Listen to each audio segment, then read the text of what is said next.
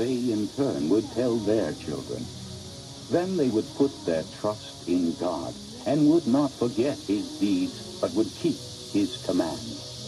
They would not be like their forefathers, a stubborn and rebellious generation whose hearts were not loyal to God, whose spirits were not faithful to him.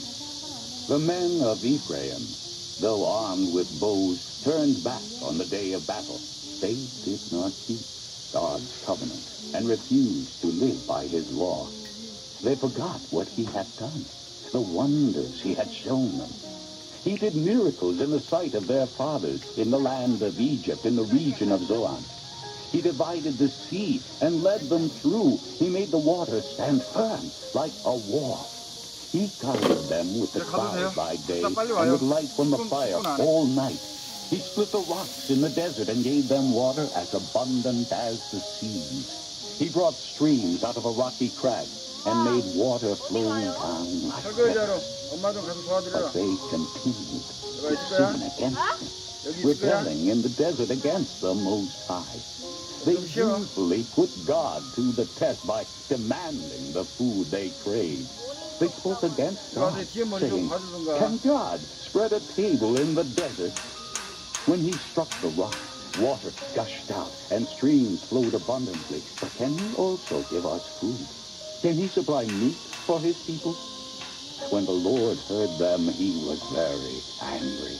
His fire broke out against Jacob, and his wrath rose against Israel, for they did not believe in God or trust in his deliverance. Yet he gave a command to the skies above and opened the doors of the heavens. He rained down manna for the people to eat. He gave them the grain of heaven. Men ate the bread of angels. He sent them all the food they could eat. He let loose the east wind from the heavens and led forth the south wind by his power. He rained meat down on them like dust, flying birds like sand on the seashore. He made them come down inside their camps, all around their tents.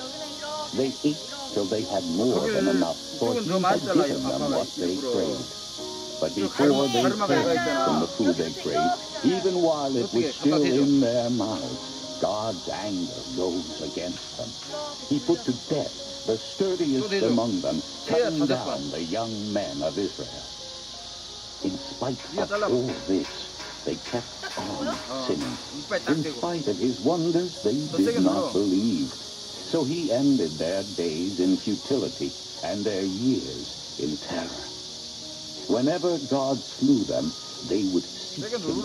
They eagerly turned to him again. They remembered that God was their rock, that God Most High was their Redeemer. But then they would flatter him with their mouths, lying to him with their tongues. Their hearts were not loyal to him. They were not faithful to his covenant. Yet he was merciful. He forgave their iniquities and did not destroy them. Time after time he restrained his anger and did not stir up his full wrath. He remembered that they were but flesh, a passing breeze that does not return. How often they rebelled against him in the desert and grieved him in the wasteland. Again and again they put God to the test. They vexed the Holy One of Israel. They did not